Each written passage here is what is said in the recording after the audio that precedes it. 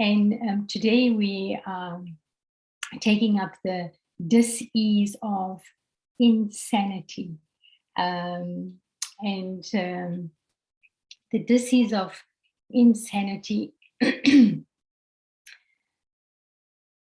the question comes up, why insanity? And it is again our own sense of believing that they should do what I want.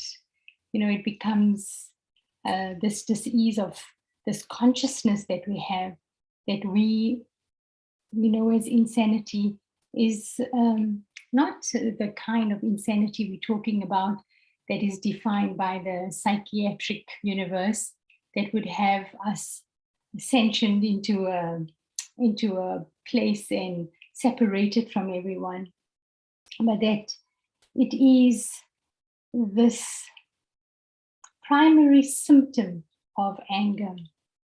And we don't realize that when we get angry, when we go into this rage, and when someone gets angry, they say, "Oh, you've gone so red as a tomato." So we don't realize this is what anger is doing to us. This is the primary, this insanity is the disease of insanity. The primary symptom is anger. And anger in many different forms, one of its many different forms. In Mike's book, he describes anger as an emotion, an emotional fire that steams up our vision and sends our thoughts into a crazed dash through our mind as we seek justice or revenge. Essentially, anger rises out of the viral belief that we can change or control the two things in life which can never be changed and over which we have no control. So the two things that come up is past and other people. And we realize that we want to change the past and we want to be able to control other people so that the outcome of all of that is suitable to us and we approve of it. We want it to be what they should do and what I should want. They should do what I should want, so that everything is then channeled in the way where it is acceptable for me and I'm happy with it. So can we control or change other people? Can we change our past? So why are we speaking of insanity? So there are three reasons, and the first one is anger arises, and it means that we ourselves are out of control. As we surrender control of our consciousness to the emotions that disturb and bring up this anger. So we are out of control. We allow our consciousness to move away. Okay? We are not focused on it. And so the anger that arises within us, starts to change everything. The second one is we become irrational. Some moment we realize that we lose the ability to think and to decide rationally. So we become very irrational. And the third one, and the main reason, is we call anger insane.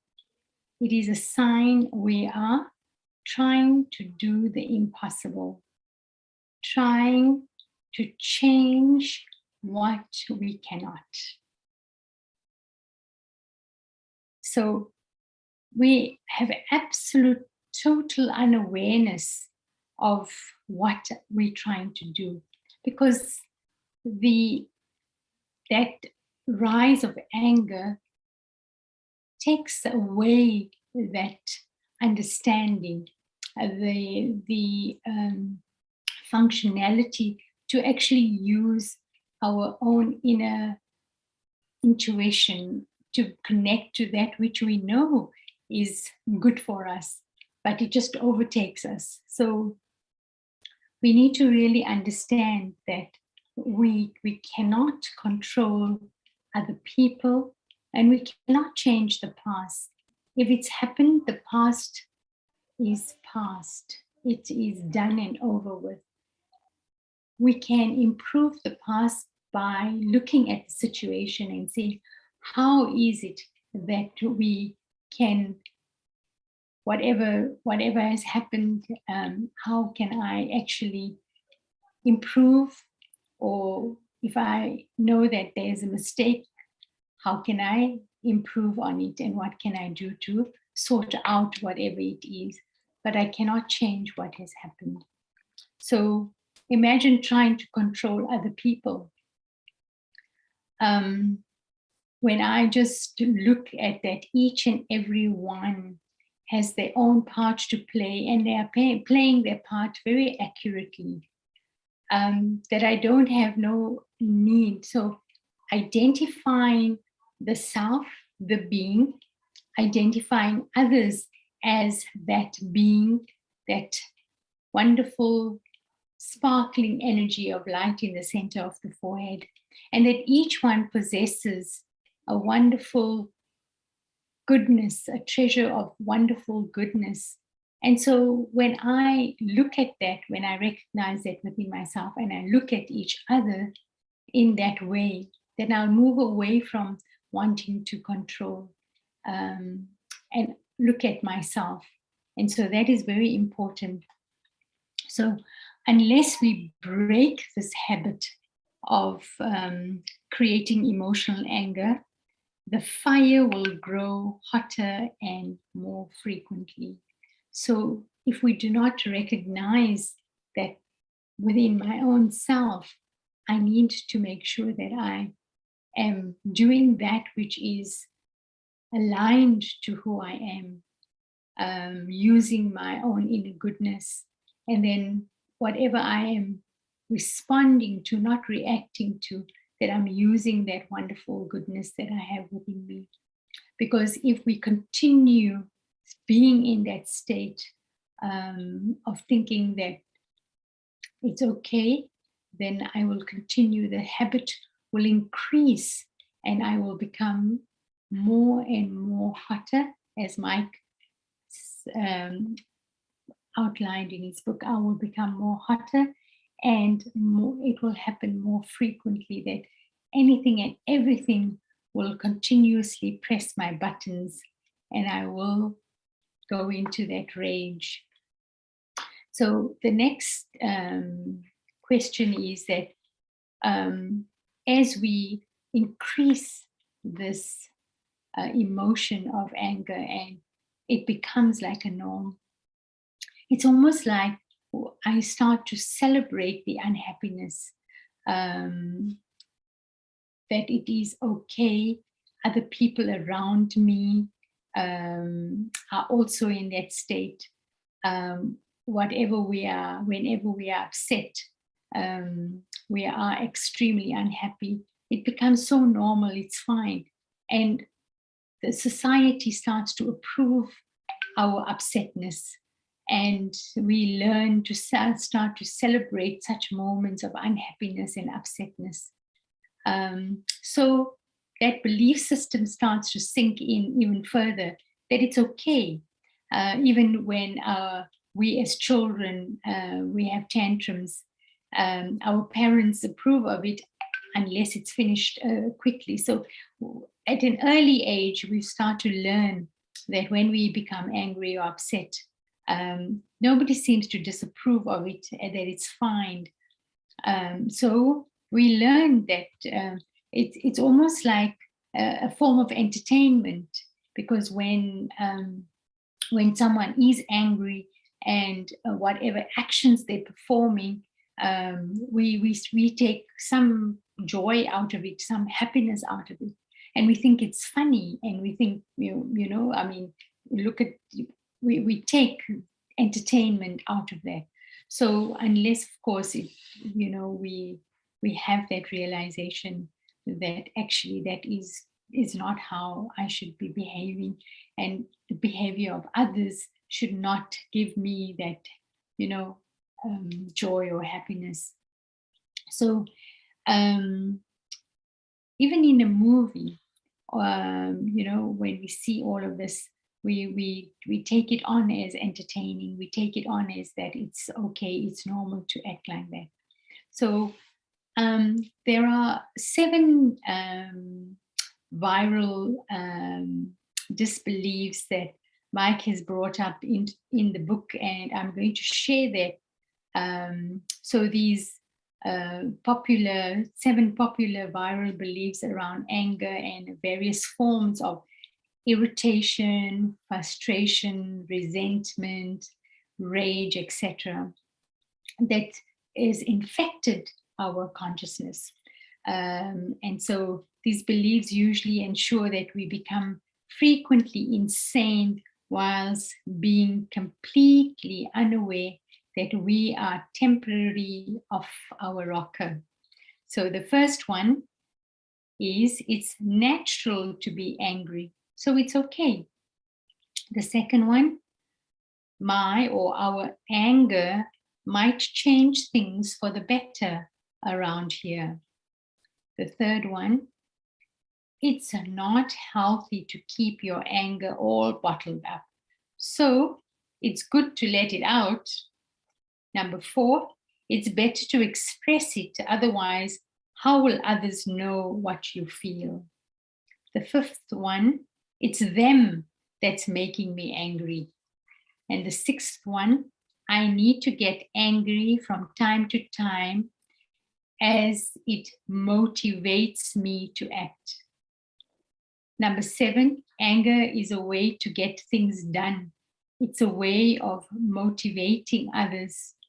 That is, it says, the lazy parent or manager. So going through these 7, when I don't know, as I was going through the 7, did you just look at yourself and see, in any situation, did you acknowledge to yourself and say, it's fine, I did get angry in these situations, and this is what I have learned to believe, that it's okay. And a lot of times, in so many different motivational speaking and books, that they say, let it out. But what is the feeling? What is happening to you when you are allowing that negative energy to move from you to someone else? What are you doing?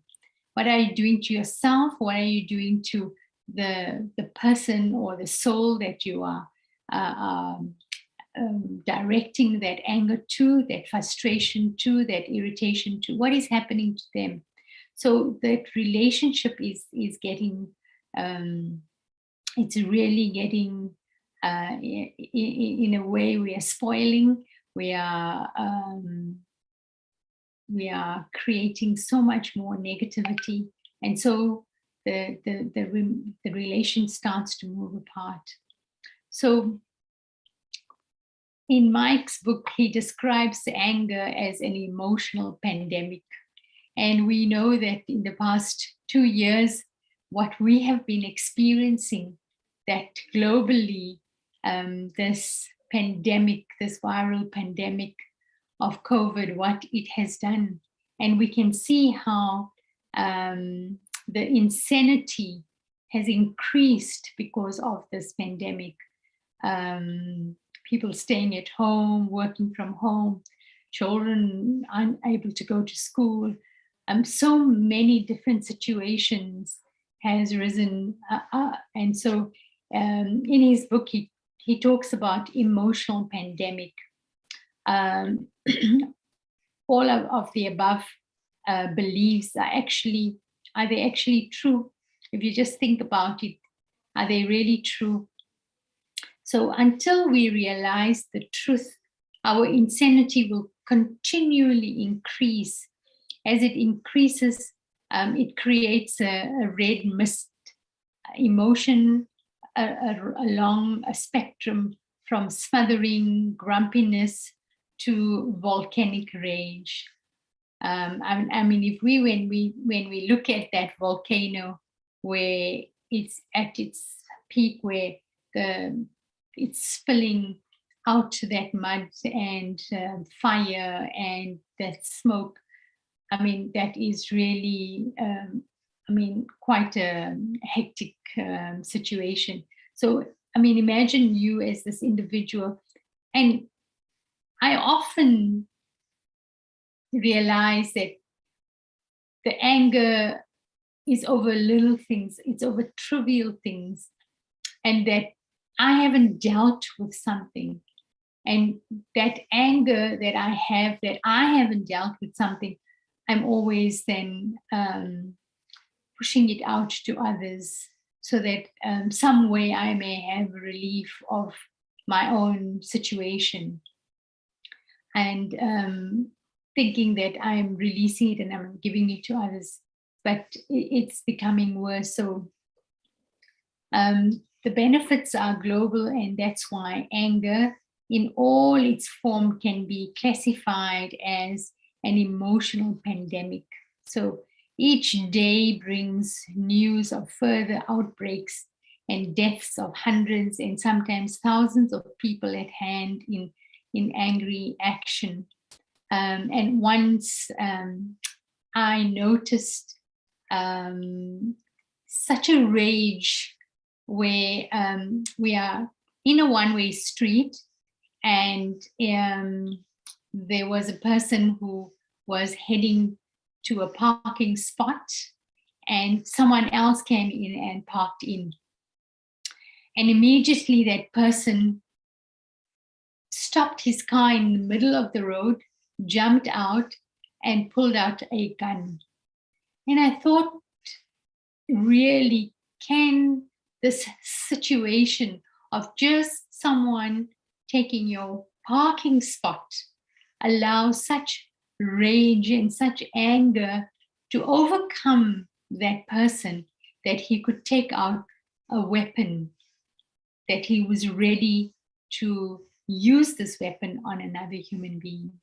And I mean, it could be someone that he may have known, because when you are in a community, there's someone or the other that you may know, but in that rage and in that anger, I don't even think he would have recognized the person or seen that, it's this person I know, could have just, said something and went and find another parking spot. But that was just, quite a reaction that I was really taken back, that people could, for trivial things, that you could react in such a volcanic and such a rage. So we start to, we really have to free ourselves when we move within our own being and really truly understand who it is we are, that we then work from that state of peace and calm and understanding that that's fine, this is the way it is. Come with a mind that is filled with some solution. And I love the way that when Sister Belinda was talking about the exercises, and that through that exercises, and I've seen in a practical way how doing the Qigong just created such a beautiful sense of this movement that was coming, was from inside of herself, although it was a physical body movement, but that energy that was created started to sink inside of her, and then could see how, it affected the mind, and how, she was able to get into control. So there are many methods and many things that we could do, but we have to become aware for our own self what it is that we need to do. And if we remain in this emotional state of anger and rage, then we will never be able to discover the truth of the matter. So when we do realize that that we need to free ourselves from this volcanic eruption, that we realize the truth, and change those habits that we've created, those habits of being angry, and those false belief systems that it's okay to be angry, it's okay to go into a rage, to let go, to don't bottle things up. So there are a few points in the book that Mike has taken on what is a belief and what is truth. So from believing and to truth. So the first one is the viral belief is that it's natural to be angry, and so it's okay. Truth, no, it's not natural. Anger is a sign you have temporarily lost awareness of and connection to your true nature, which is peaceful and loving. So when we want to move and change that habit and that belief of, yes, it's okay to be angry, let us just understand that anger is a sign, it's a temporary loss in awareness of who you truly are.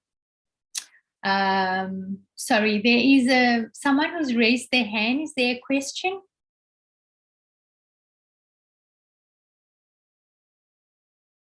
Faiza? Is there a question? Did you want to ask something? Okay, let's continue. And the second one is the viral belief is that our anger might change things for the better around here. And the truth is, around here starts within your own consciousness. Anger is a detrimental change in consciousness. Feel it for yourself. The physical equivalent is sticking a knife into your leg. So,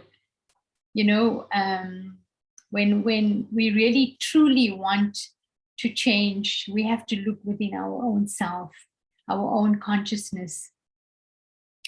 The third one, the viral belief, is that it's not healthy to keep your emotions bottled up. It is good to let it out. And the truth is, it's not a good idea to express angrily, as it is a form of violence, and violence is the underlying emotional condition of all conflict and war. The fourth one, viral belief, it's better to express it. Otherwise, how will others know what you feel? And the truth is, if you keep telling people how angry you are, they are likely to start behaving towards you in certain ways, so as not to let off your angriness. So you are encouraging people to fear you, and that fear will eventually turn into avoid you, or the thought, what can I do to set off his anger, as they try to have power over you. So the situation can never be resolved when you react with anger. But when you respond with love and care and kindness, you are able to dispel the situation, you are able to help, you're able to find a solution. In anger, you will increase, you will continue adding fuel to fire. And so then what happens is that people around you start to experiencing the entertainment, and continuing to applaud and allowing the situation to increase, because there is something they are experiencing out of it. So it is not helpful for myself, my own health, my own well-being, as well as my relationship and the situation. So there are a few other of the beliefs and truths which I'm not going to share now, but just the realization that sanity starts to return only when we become aware that this dis-ease of these moments of insanity is increasing, and it's really killing you inside. It is destroying your being. So instead of allowing you to become more aware of yourself and come into that space of center and stability, it is taking you far away from who you truly are. So to be aware of the consciousness, to come back, it's anger, the situation, it sabotages our relationships. It allows people to build walls, because if you continue to be that angry person, people will start to dislike you. And so if you have to come into a room, people don't want to interact with you. They want to stay far away, because that negative energy is absolutely destroying. So just to have that deep realization that people and events are not designed to dance to your tune. It's a lovely saying in the book that you realize that people and events are not designed to dance to your tune. They are not here to make you happy or unhappy. Whose job is to make you happy? Or when you become unhappy, it is your own job. It is your own job, your own work, that you have to do this inner work in order for you to maintain this awareness about yourself and to stay in this state of happiness. If I become unhappy, there is something within me that needs to change, not someone else outside or a situation or a person. No, it is actually, I need to realize that it's within me that I need to make that change so that I can move away from this negativity, this anger, and come to that awareness and realization of who I truly am. So when we free ourselves from this uncontrollable feeling of, that I cannot change this and I can't do this and I can't do that, but that I can do that within my own self, I become free from the influence of what is happening outside. And then happiness after all is an inside job. Your transformation will be complete when no one or no event or no circumstance can trigger you to create anger again. So it's beautiful that once I have that awareness of who I am, that I have the realization that I'm in charge, I'm in control of how I feel and what I can do, that the past I cannot change, I cannot control other people, and then I will transform that energy within myself, that I won't be influenced by the outside, but I can influence my world through my own practice and own awareness and connection to my treasure. So this is so beautiful that we have a question for our journal. And I'm going to read the question out. The question of awareness: when were the last 3 occasions you suffered from the dis-ease of temporary insanity known as anger? When were the last 3 occasions you suffered from the dis-ease of temporary insanity known as anger? So for yourself, just think of 3 situations at the time when you were overcome and suffered this dis-ease of anger, dis-ease of insanity.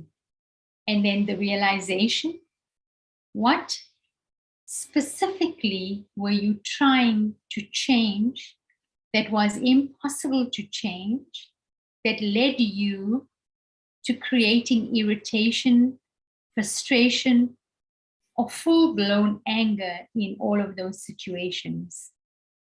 So what was the specific thing that you wanted to change that was impossible to change, which led to creating irritation, frustration, and full-blown anger in each of those situations? And then the transformation: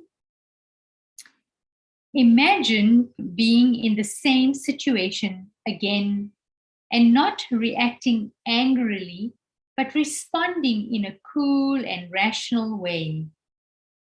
What have you realized that has allowed you to behave differently in those specific situations? So imagine the same situation and that how you would respond, not react in an angry way, but respond in a cool and rational way, and realize that what has allowed your behavior differently in those specific situations.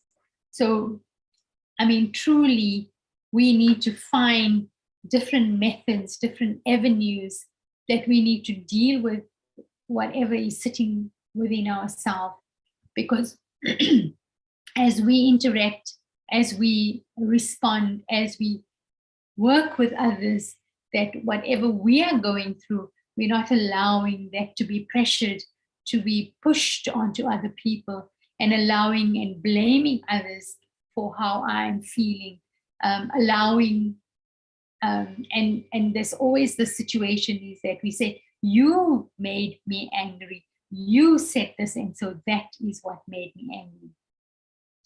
Let us turn within and look at our inside and understand that this insanity that we have created and blamed others and situations for it has actually been from within me.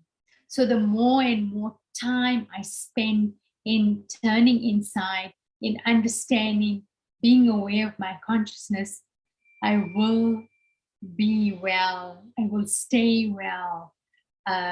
My mind will be clean, will be clear, will be cleansed. I won't be sitting with situations in my mind of this should be like this one should be doing this one shouldn't be doing that to me. How can I change that person? So if that person changes, then I will be happy. The happiness will come to me when the situation becomes okay. And we see how there is so much of anger out there in the world. Whenever anyone is dissatisfied with anything that is happening around them, whether it be, and we can see within South Africa how so many people just, take up situations and go out there and just allow our anger to be expressed. And so when we express our anger, what are we doing? After we have performed those actions in that state of anger, we do have what we do. Oh, I wish I didn't act in that way.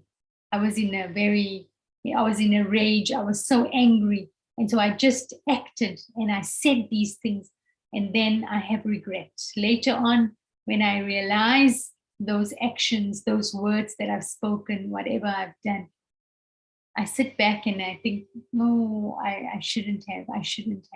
And then it's too late because it's the past. It has happened already. So, are there any thoughts, any questions anybody would like to ask, any sharing?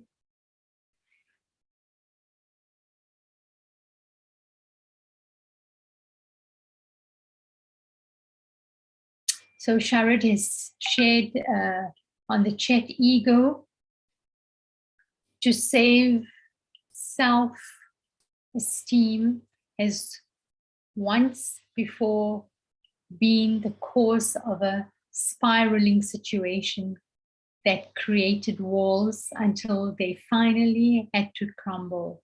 Strangely, some in the psychiatric world encourage explosive and unacceptable behavior. Some summary completely immaturity. Debbie, by putting myself in the position of a detached observer, I'm able to see both situations very clearly and discover which response will be better. Happiness. Very insightful. Thank you. So really, let us think about what we are doing, because it's so important that if we want to take care of ourselves, if we want there to be this sense of a holistic healing, a holistic well-being, that I would like to feel good about who I am, that the surrounding and the situation, my form is in a good space. Let me look within and see what are those things that are irritating me, that are causing me that sorrow, and start to change that. Let me just see, there's something else in the chat. Would like to re-listen. Where can I find the recording today? So we have a YouTube channel, and Sister Danielle can put that up, that you can re-listen to this morning's recording. So really a deep realization for myself as well, that where I was not happy with the situation, that I said, let me look within myself and then change. So today's program, tomorrow's program, the Thursday evening, 17th of March, the evening talk from 7 to 8, Developing Healthy Self-Respect. And it's by Sister Aruna Ladwa. And she is an author, a speaker. She has a blog called It's Time, and a beautiful sharing. And then World Peace Meditation, which is the third Sunday of each month.